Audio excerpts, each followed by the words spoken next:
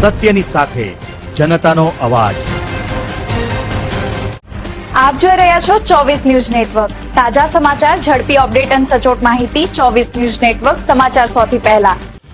નમસ્કાર, આપ જોઈ રહ્યા છો 24 ન્યૂઝ નેટવર્ક। આકોલી હાઈસ્કૂલ પાસે સ્પીડ બ્રેકરનો અભાવ, 1500થી વધુ વિદ્યાર્થીઓના જીવ સાથે જોખમ। અકસ્માત થાય તો જવાબદાર કોણ? બનાસકાંઠા જિલ્લાના કાંકરેજ તાલુકામાં શિહોરી દિયોદર હાઈવે રોડ ઉપર આવેલી આકોલી ચોકડી નજીક હાઈસ્કૂલ અને પ્રાથમિક શાળા પાસે સ્પીડ બ્રેકર ન હોવાને કારણે વિદ્યાર્થીઓ અને વાલીઓમાં ભારે ચિંતા વ્યાપી છે।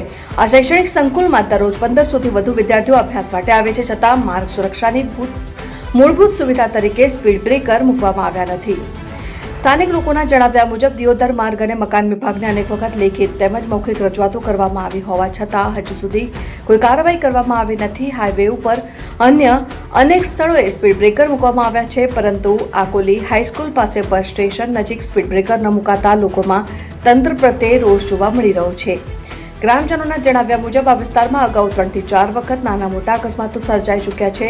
સદસ્યએ અત્યાર સુધી કોઈ મોટી જાનહાનિ થઈ નથી, પરંતુ શાળાઓ શરૂ થવાના દિવસો નજીક આવી રહ્યા હોવાથી વિદ્યાર્થીઓની અવરજવર વધશે અને અકસ્માતનું જોખમ પણ વધી શકે છે। સ્થાનિક આગેવાનો અને ગ્રામજનોએ બનાસકાંઠા જિલ્લા માર્ગ અને મકાન વિભાગને તાત્કાલિક અસરથી આકોલી બસ સ્ટેશન, ચોકડી અને શાળા નજીક બંને બાજુ સ્પીડ બ્રેકર મૂકવાની માંગ કરી છે। જો માંગણીનો વહેલી તકે નિકાલ નહીં આવે તો રસ્તા રોકો આંદોલન સહિત ઉગ્ર વિરોધ કાર્યક્રમો કરવાની ચીમકી પણ આપવામાં આવી છે।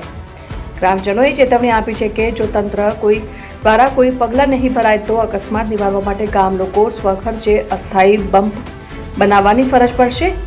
આવી સ્થિતિમાં ટ્રાફિક જામ અથવા અન્ય કોઈ સમસ્યા સર્જાય તો તેની સંપૂર્ણ જવાબદારી માર્ગ અને મકાન વિભાગની રહેશે। હાલમાં સમગ્ર વિસ્તારમાં એક જ પ્રશ્ન ચર્ચાનો વિષય બન્યો છે।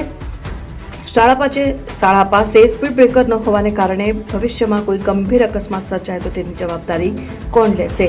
હવે જોયું એ રહ્યું કે શાળાઓ શરૂ થાય તો તે પહેલા તંત્ર જાગે છે કે પછી કોઈ અનિચ્છનીય ઘટના બાદ કાર્યવાહી કરવામાં આવે છે।